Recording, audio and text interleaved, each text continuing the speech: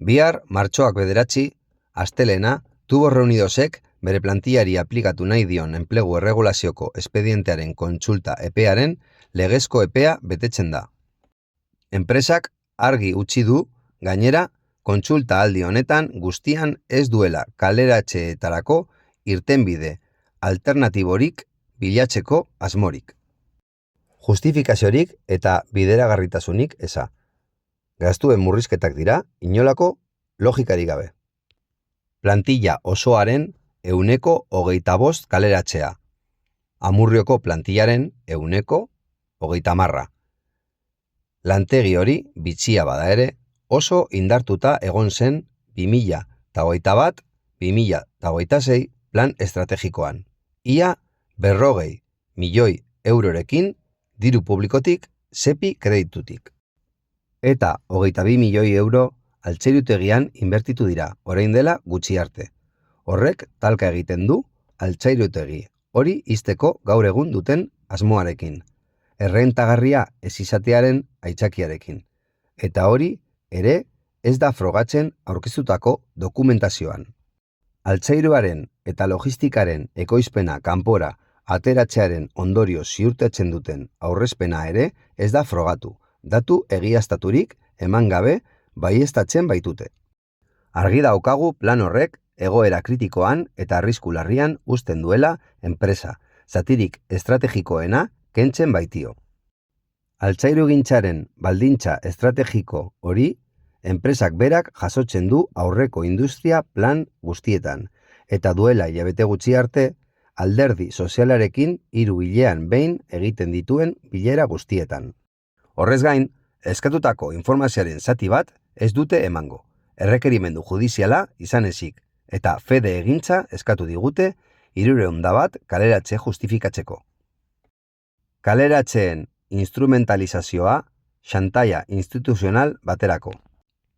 Kontsulta aldi honetako bileretan emandako itxaldiengatik, enplegu erregulazioko espediente honetan ikusten dugu 300 bat baituren baiketa. Erreskatea eskatzeko, hau da, sepirekiko eta eusko jaurlaritzarekiko zor publikoaren kopuru handi bat barkatzea, hainbat aldiz hitz egitera iritsi diren kita hori.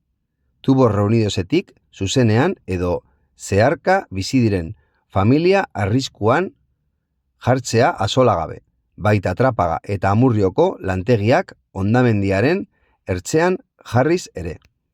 Gainera, badirudi alderdi soziala bultzatzen ari direla diru publikoa ez itzultzeko plan honetako saltzaile gisa jardutera, erakunde horien aurrean. Egiturazko neurriak egoeraren araberako arazoetarako.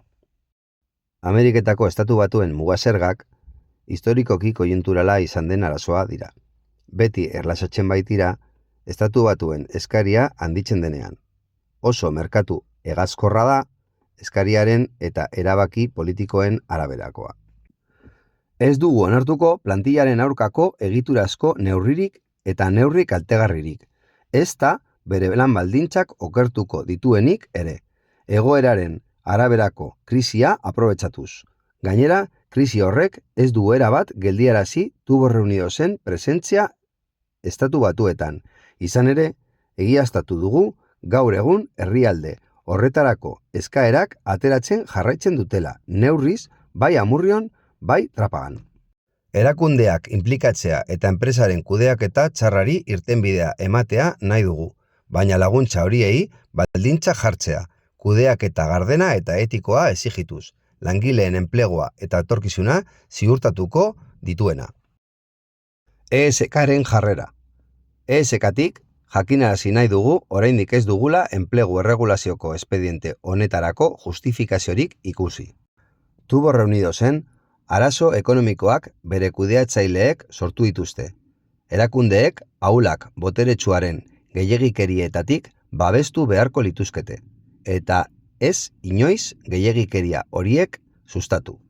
Horregatik guztiagatik, Amurrioko eta Trapagarango altzairutegia eta logistika ixteko eta kanpora ateratzeko plana eta enplegu erregulazioko espedientea bertan bera usteko eskatzen dugu.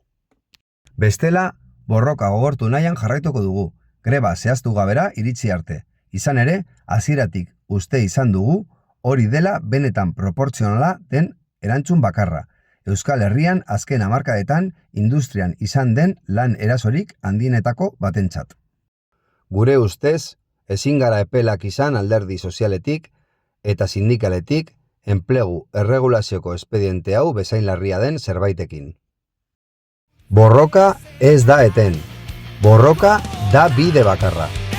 Gora Tuborro Unidoseko langileon borroka.